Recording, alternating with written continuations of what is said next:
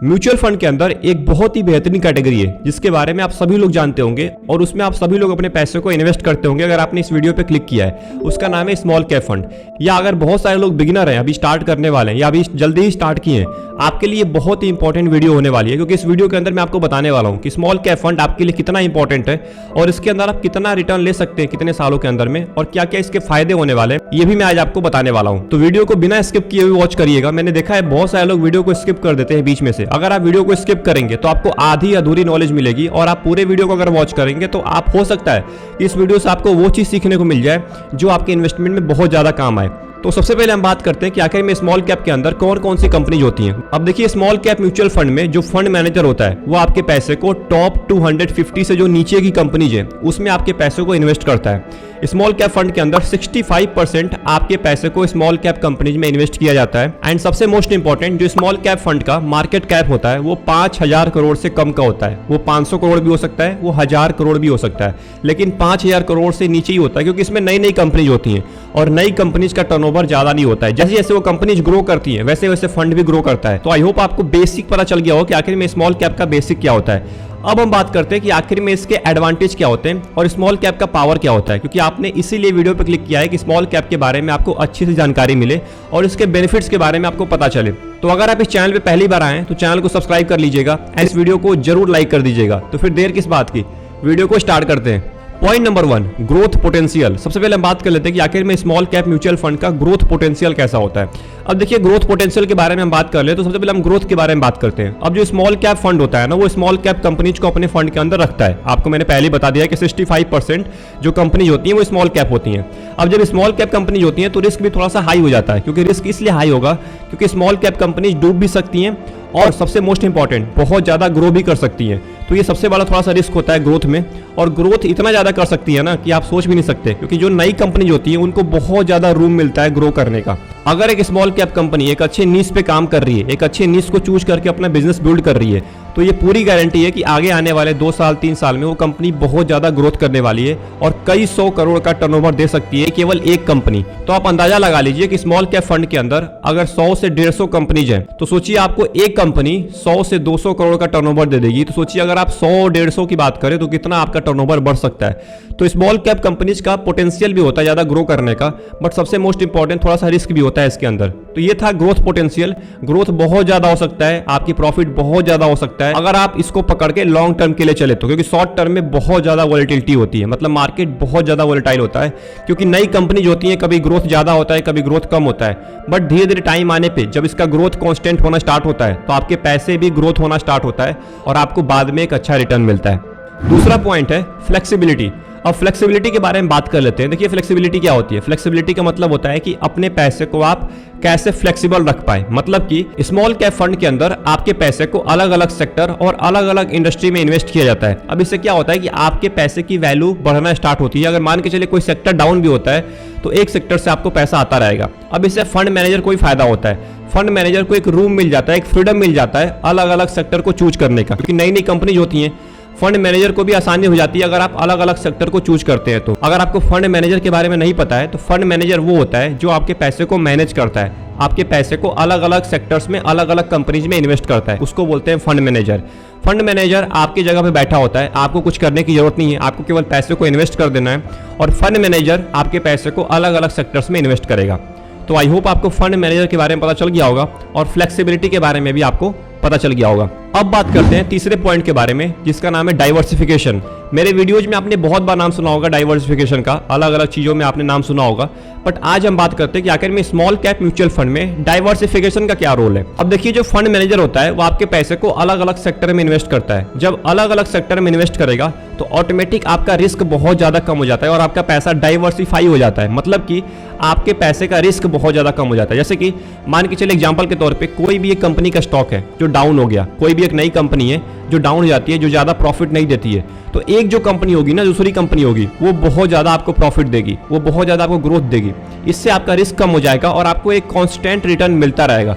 तो डाइवर्सिफिकेशन का यही फायदा होता है और स्मॉल कैप के अंदर आपका पैसा बहुत जगह डाइवर्सिफाई होता है, क्योंकि जो फंड मैनेजर होता है वो यहाँ पे एक्सपेरिमेंट करने के लिए एलिजिबल होता है। मतलब कि वो अलग अलग कंपनीज को चूज कर सकता है और उसमें आपके पैसे को इन्वेस्ट कर सकता है। तो अगर आप स्मॉल कैप फंड में इन्वेस्ट करने के लिए आ रहे हैं, अगर आप इन्वेस्ट करना चाहते हैं, तो आप इसमें लॉन्ग टर्म के लिए आइएगा, क्योंकि शॉर्ट टर्म में इसमें बहुत ज़्यादा वॉलेटिलिटी होती है। मतलब कि बहुत ज़्यादा यहाँ पे आपका कभी ऊपर जाएगा पैसा, कभी नीचे जाएगा, क्योंकि नई कंपनियों में जो फंड मैनेजर होता है ना, वो एक्सपेरिमेंट करता रहता है। अब इससे क्या होगा कि आपका पैसा कभी ज़्यादा ऊपर चला जाएगा, कभी ज़्यादा प्रॉफिट दे देगा, कभी ज़्यादा यहाँ पे लॉस में चला जाएगा। तो इससे बच के रहिए और लॉन्ग टर्म इन्वेस्टर बनिए अगर आप स्मॉल कैप फंड में आ रहे हैं तो।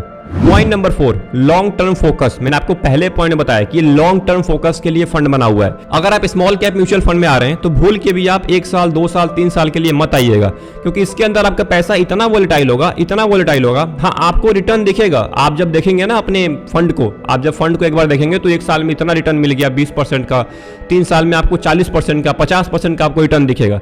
बट जब आप पैसे इन्वेस्ट करेंगे ना तो पैसा आपका बहुत ज्यादा वोलेटाइल होगा। अब इससे बहुत सारे लोग क्विट कर देते हैं जल्दी से जल्दी, क्योंकि उनको ऐसा लगता है कि यार ऐसे ही चलता रहेगा और आगे चल के मेरा पैसा ग्रो नहीं करेगा। बट आपको यहाँ पे कम से कम 10 साल के लिए अपने पैसे को इन्वेस्ट करिए। मैं आपको दावे के साथ बोल सकता हूँ कि आपका पैसे के ऊपर कंपाउंडिंग काम करेगा। कंपाउंडिंग का मतलब ये होता है कि अगर आपके पैसे के ऊपर एक कंपाउंडिंग काम कर दिया, मतलब 2 गुना से 4 गुना, 4 गुना से 8 गुना, ऐसे जब काम करना स्टार्ट करता है आपके पैसे के ऊपर ना, तो आपका पैसा बहुत तेजी के साथ ग्रो करता है। और कंपाउंडिंग तभी काम करता है जब आप लॉन्ग टर्म के लिए पैसों को इन्वेस्ट करते हैं। तो लॉन्ग टर्म फोकस रखिए, अपना विजन क्लियर करिए, गोल बनाइए कि मेरे को स्मॉल कैप में आना है तो लॉन्ग टर्म के लिए आना है। पॉइंट नंबर 5, जो नए स्टार्टअप्स होते हैं, जो नई कंपनियां होती हैं, उनको एक्सेस मिल जाता है यहाँ पे आने का स्मॉल कैप फंड के अंदर। अब ऐसा क्यों होता है, मैंने आपको पहले ही बता दिया है। जो स्मॉल कैप स्टॉक्स होते हैं ना, उसी में स्मॉल कैप फंड के जो फंड मैनेजर होते हैं, उसी में आपके पैसे को इन्वेस्ट करते हैं। तो इसीलिए यहाँ पे जो स्मॉल कैप कंपनी होती हैं, जो स्टार्टअप्स होते हैं, जो नए नए स्टार्टअप हुए होते हैं, उनको एक अच्छा मौका मिल जाता है अपने कंपनी को एक अच्छे जगह पे लिस्ट करने का, अच्छे म्यूचुअल फंड में लिस्ट करने का, जिनसे उनका ग्रोथ बहुत ज्यादा हो जाता है। और यहाँ पे थोड़ा सा रिस्क भी होता है, क्योंकि अगर आप नए स्टार्टअप्स को देखें ना तो बहुत सारे स्टार्टअप्स फेल हो जाते हैं। अब जब स्टार्टअप फेल हो जाएगा तो जहाँ पे आप पैसे इन्वेस्ट करेंगे तो आपका पैसा भी खत्म हो सकता है।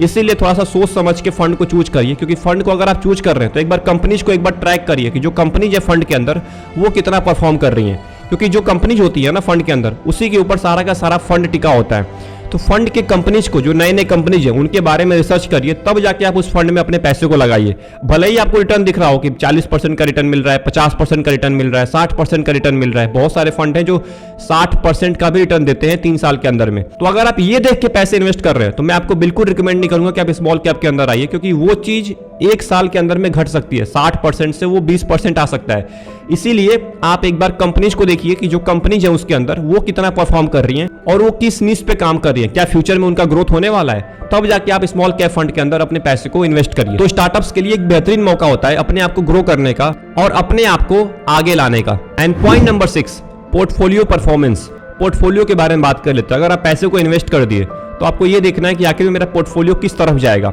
अब जो लार्ज कैप कंपनी होती हैं और जो मिड कैप कंपनी होती है, मतलब जो लार्ज कैप फंड होता है और मिड कैप फंड होता है, इससे भी ज्यादा रिटर्न देता है small cap fund long term में। मैं लॉन्ग टर्म की बारे में बात कर रहा हूँ। शॉर्ट टर्म में तो चलिए देता ही देता है, बट उतना ही रिस्क भी होता है। बट लॉन्ग टर्म में आपको लार्ज कैप फंड से और मिड कैप फंड से ज्यादा रिटर्न दे सकता है स्मॉल कैप फंड। बट उससे पहले आपको देखना पड़ेगा कि आखिर में मैं किस स्मॉल कैप फंड में इन्वेस्ट कर रहा हूँ। ये आपके पोर्टफोलियो को अच्छे लेवल पे ले जा सकता है, क्योंकि आपका पोर्टफोलियो बहुत ज्यादा मैटर करेगा बाद में जाके। जब आप बाद में जाके अपने पोर्टफोलियो को चेक करेंगे तो आपको ये रियलाइज होगा कि मैंने एक अच्छा डिसीजन लिया था स्मॉल कैप फंड में इन्वेस्ट करके। अब बहुत सारे लोगों के माइंड में डाउट होगा कि आखिर में स्मॉल कैप फंड के अंदर पैसे तो इन्वेस्ट कर लूंगा मैं, बट कितने पैसे आखिर में इन्वेस्ट किया जाए। अब देखिए, आप स्मॉल कैप फंड के अंदर शुरुआत कर सकते हैं 1000 रुपए से, 2000 रुपए से, 2500 रुपए से, 3000 रुपए से ज्यादा 3000 रुपए से। इससे ज्यादा आप स्मॉल कैप फंड में ना डालिए, क्योंकि स्मॉल कैप फंड में रिस्क भी उतना ज्यादा होता है। अगर भगवान न करे वो फंड डाउन हो जाता है तो आपके सारे पैसे खत्म हो सकते हैं। इसीलिए कम से कम अमाउंट से स्टार्ट करिए। जब आपको लगेगा कि मेरा फंड अच्छा ग्रोथ दे रहा है 2 साल के बाद, 3 साल के बाद, तो अपने जो पैसे हैं ना, जो इन्वेस्टमेंट अमाउंट है, उसको बढ़ाते जाइए। जब उसको बढ़ाएंगे आप तो वहां पे कंपाउंडिंग और ज्यादा तेज काम करेगा। तो ऐसे आप स्मॉल कैप के अंदर इन्वेस्ट कर सकते हैं। शुरुआत करिए केवल मिनिमम अमाउंट से, यानी कि 1000 रुपए या 2000 रुपए से स्मॉल कैप के अंदर। अगर आपको ज्यादा पैसों से स्टार्ट करना है तो आप मिड कैप में जा सकते हैं, लार्ज कैप में जा सकते हैं या फ्लेक्सी कैप में जा सकते हैं। वहां पे आप ज्यादा अमाउंट से स्टार्ट कर सकते हैं, क्योंकि वहां पे टॉप 100 कंपनी होती है, टॉप 250 कंपनीज होती हैं। तो वहां पे आपको ज्यादा रिस्क नहीं लेना पड़ता है और जो कंपनीज होती हैं वो ऑटोमेटिक जानी पहचानी होती है। तो आपको वहां पे पैसे इन्वेस्ट करने में कोई भी प्रॉब्लम नहीं आने वाली है। अब बढ़ते हैं कंक्लूजन की तरफ कि आखिर में इसका कंक्लूजन क्या निकलने वाला है कि मेरे को स्मॉल कैप फंड में इन्वेस्ट करना चाहिए कि नहीं करना चाहिए। देखिए मैं आपको पूरा रिकमेंड करूंगा कि आप करिए इन्वेस्ट, बट आप लॉन्ग टर्म के लिए आइए और इन्वेस्ट करने से पहले रिसर्च जरूर करिए, क्योंकि बहुत ज्यादा रिस्क होता है स्मॉल कैप के अंदर। सारे फंड से, large cap, mid cap, flexi cap, इन सारे फंड से सबसे ज्यादा रिस्क होता है स्मॉल कैप के अंदर। तो इन्वेस्ट करने से पहले रिसर्च करिए, उसके बाद जाके अपने पैसे को आप इन्वेस्ट करिए। मैं आपको दावे के साथ बोल सकता हूं, अगर आप लॉन्ग टर्म के लिए आ रहे हैं तो आपको एक अच्छा रिटर्न वो फंड दे सकता है जिस फंड को आपने चूज किया है। तो आई होप आपको स्मॉल कैप के बारे में आज आपको बहुत चीजें सीखने को मिली होंगी। तो अगर आपको सीखने को मिला तो चैनल को सब्सक्राइब कर लीजिएगा एंड इस वीडियो को जरूर लाइक कर दीजिएगा। तो मिलते हैं अगले वीडियो में, तब तक के लिए best of luck, take care.